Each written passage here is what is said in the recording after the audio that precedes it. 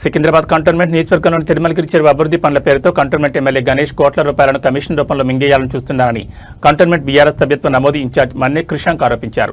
తిరుమలగిరి చెరువు సందర్శించి అభ్యంతరంగా ఆగిపోయిన పనులను పరిశీలించారు. గత టీఆర్ఎస్ ప్రభుత్వం అభివృద్ధి కోసం 6 కోట్ల రూపాయలు విడుదల చేసి సుందరీకరణ చేపడితే కంటోన్మెంట్ ఎమ్మెల్యే దాన్ని సుమారు 10 కోట్లకు పెంచి 3 కోట్ల రూపాయల కమిషన్ పేరుతో కాజేయాలని చూస్తున్నారని మన్నే కృషాంక్ ప్రశ్నించారు.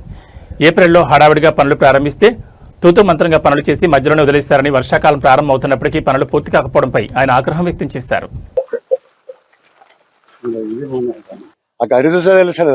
అవును, వచ్చారు, ఇనాగ్రేషన్ చేసారు, 1 గంట 2 గంటలు టైం పాస్ చేసారు, అదే వెళ్ళిపోయిన అన్ని పండుగ ఒక్క రోజు మందమే. Wanted the latest update Naresh గారు. ఆ రోజు ఇనాగ్రల్ అది జరిగింది, దాని తర్వాత మరి ఆ జేసీబీలు ప్రొక్లైనర్లు అన్ని గాయం, మరి వర్క్ అట్లనే వదిలేసారు కదా నరేష్ గారు. ఏమైనా ఫండ్ ఇష్యూనా ఏంటిది అసలు? అది బండ్ దగ్గర ఆగింది సార్. ఓకే, అది ఆ పైన బండ్ ఉంది కదా సార్, బండ్ కార్పొరేషన్ అనేది చేస్తాం సార్, కొంచెం డిలే ఉంది ప్రాసెస్.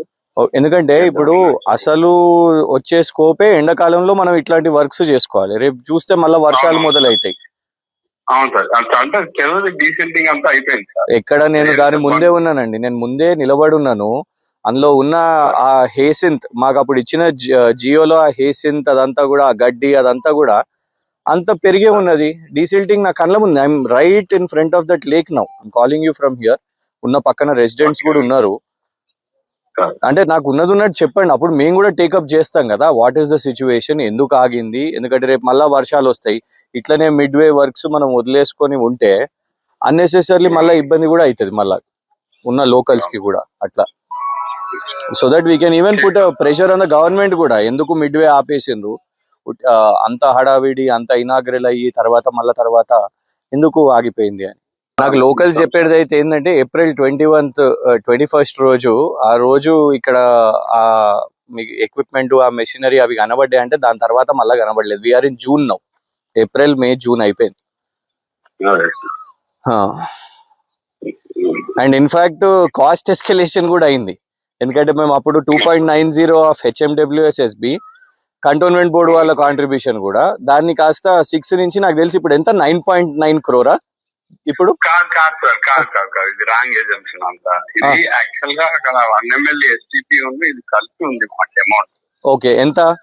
మనకి 6 crores సార్, GST తో కలుపుకొని అది 9 crores వెళ్తుంది. సో అంటే దాని అర్థం మేము అప్పుడు చేపించిన ఫిగరే, దాని తర్వాత ఏం ఎస్కలేట్ కాలేదు. అయితే ఏం చేయలేదు సార్, అందుకే సార్ ఆ ఫండ్స్ కూడా కొంచెం తక్కువనే ఉన్నాయి దానికి.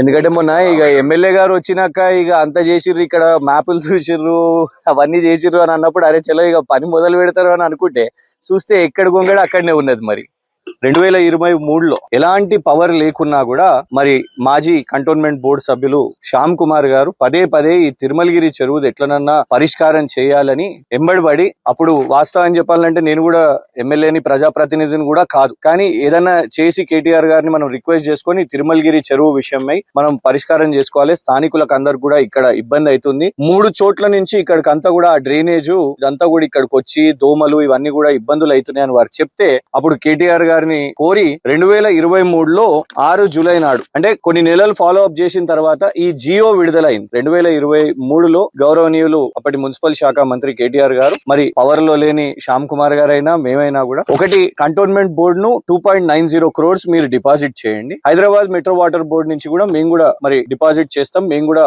దీని యొక్క వర్క్స్ స్టార్ట్ చేస్తామని జియో రిలీజ్ చేయడం జరిగింది. ఆ తర్వాత అందరికి తెలిసిన విషయమే, ఎన్నికలు వచ్చినాయి, ఎన్నికల కోడ్ ఎన్నికలు వచ్చిన తర్వాత ప్రభుత్వం మారింది. ఇక దాని అనంతరం మొన్న ఏప్రిల్లో గౌరవ కాంగ్రెస్ ఎమ్మెల్యే గారు ఇక్కడికి వచ్చారు, ఇక్కడ పర్యటించారు. ప్రొక్లైనర్లు, జేసీబీలు మొత్తం హడావిడి అవన్నీ కూడా అధికారులను పిలిపించి ఇక్కడ మ్యాప్లు చేసి ఆనాడు ప్రకటన కూడా చేసిరు. ఏంటంటే 9 కోట్ల రూపాయలతోని ఇక్కడ రన్నింగ్ చేయొచ్చు, యోగా చేయొచ్చు, జాగింగ్ చేయొచ్చు, వాకింగ్ చేయొచ్చు, ఇక్కడ కూర్చొని ముచ్చట్లు పెట్టుకోవచ్చు, ఇవన్నీ పెద్ద హడావిడి చెప్పారు. చెప్పిన తర్వాత ఏప్రిల్ అయిపోయింది, మే అయిపోయింది, ఇవాళ జూన్ లోకి వచ్చినాం. రేపో మాపో వర్షాలు కూడా మొదలైంది. ఇవాళ వచ్చి ఇక్కడ చూస్తే ఎలాంటి పనులు పనులు చేపట్టిన పరిస్థితి లేదు.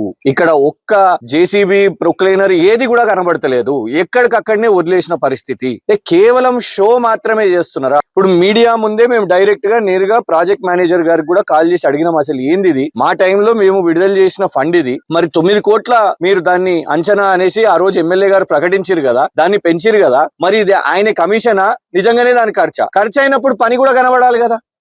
పని లేదు, ఇక్కడ జరిగిన పని ఏమీ కనబడతలేదు. ఇక్కడ రన్నింగ్ కాదు కదా, వాకింగ్ కాదు కదా, కనీసం క్లీనింగ్ కూడా చేసిన పరిస్థితి లేదు. మళ్ళా అదే పాకురు, ఆ గడ్డి అవన్నీ కూడా పెరిగినాయి. అంటే దాని అర్థం ఏందన్నట్టు, కేవలం ఆనాడు హడావిడి చేసి మాత్రమే షో పుటప్ చేసి వెళ్ళిపోయిన పరిస్థితి.